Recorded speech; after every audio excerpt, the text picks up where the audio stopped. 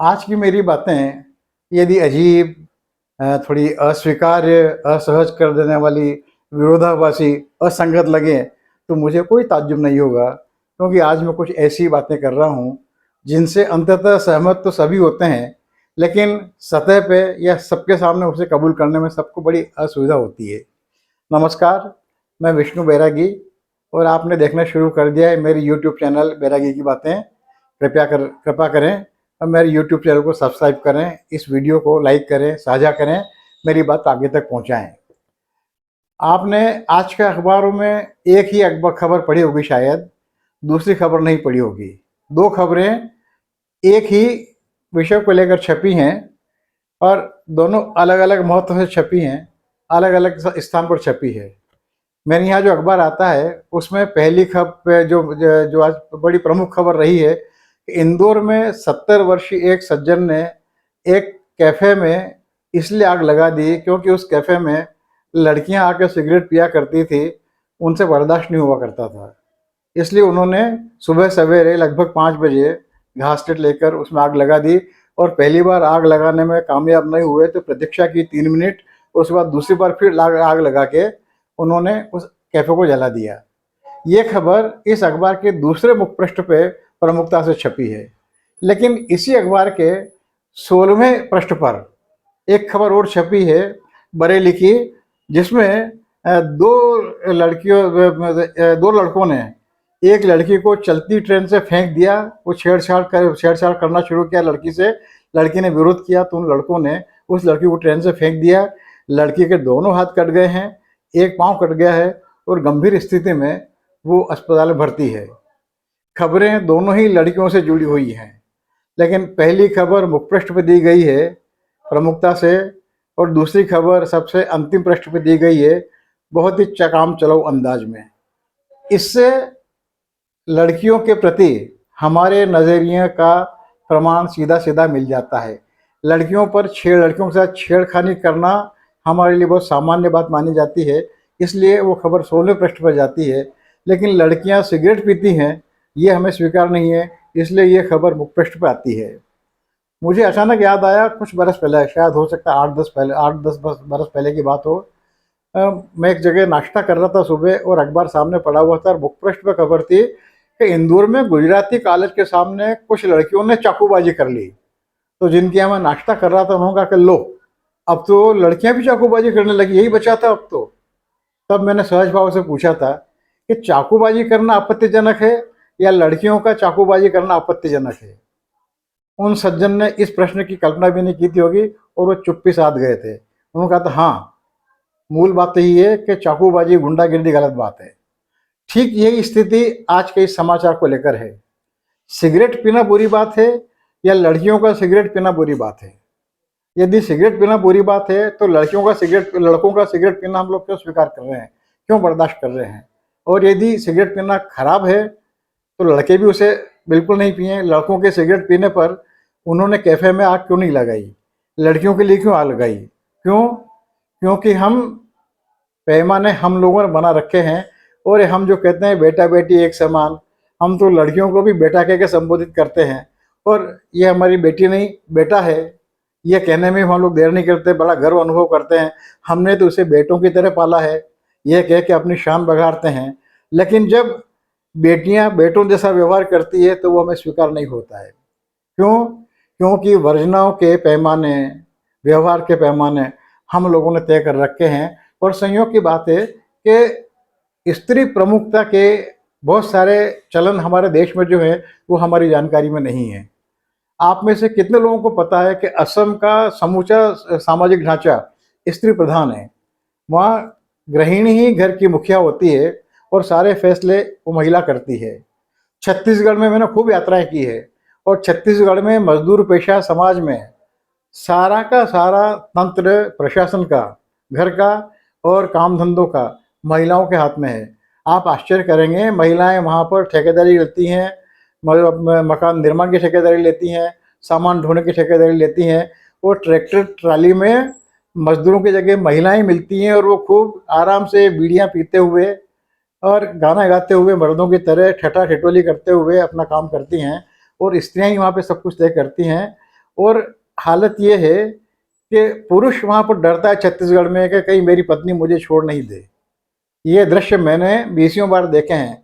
किसी महिला को जब घर पे काम के लिए बुलाते हैं वहाँ पर घर के कामकाज के लिए, तो यदि पुरुष को उस दिन मजदूरी नहीं मिली होती है तो पुरुष भी उसके साथ चला आता है और साथ में 2 बच्चे भी चले आते हैं। तो एक महिला को वहाँ पर मजदूरी के लिए बुलाया जाता है और एवज में 4 मजदूर मिलते हैं और बाकी 3 की इच्छा कुल होती है कि हमें कुछ खाने को मिल जाए, मजदूरी हमको नगद नहीं चाहिए। तो कई स्थितियों में ऐसा हम लोग देखते हैं।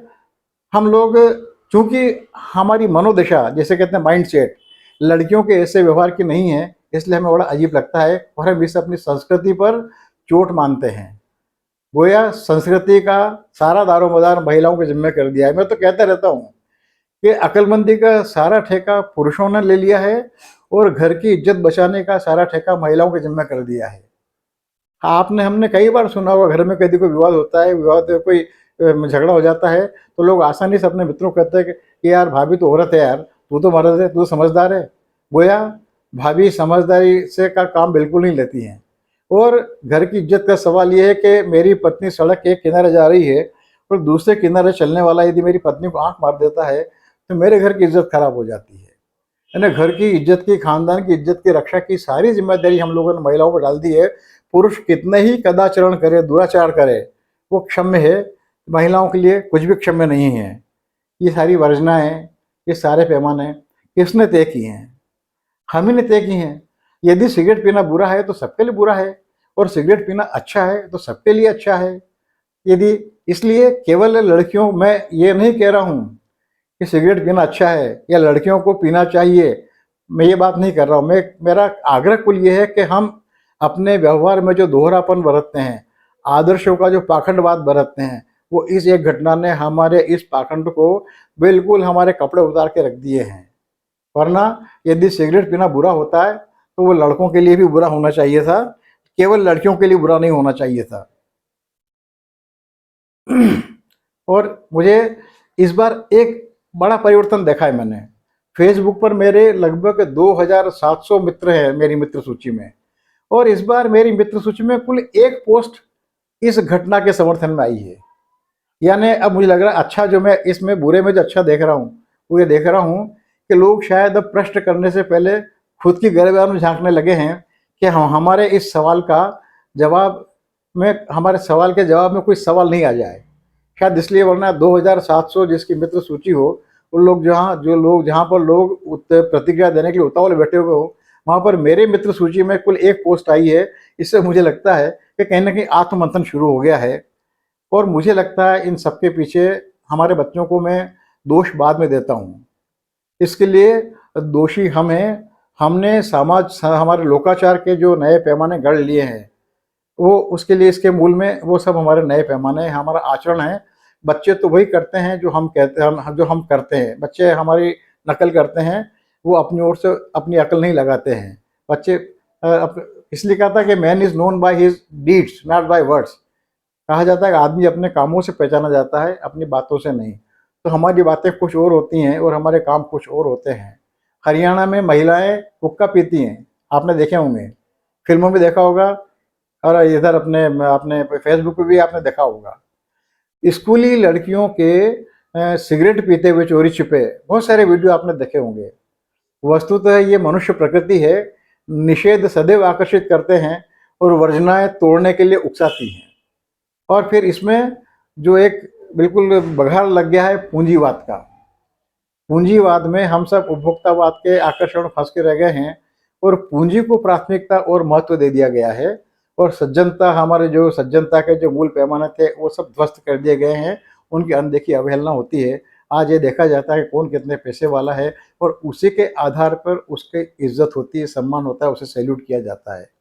जबकि एक भला आदमी उसके मुकाबले जो ज़्यादा इज्जत का हकदार है उसकी अनदेखी होती है, उसकी उपेक्षा होती है। तो मेरा मानना ये है कि ये आज की घटना कोई मैं बहुत बड़ी घटना नहीं मानता, क्योंकि यदि सबको बुरा लगता तो ऐसी घटना खूब होती, किसी किसी को बुरा लगता है।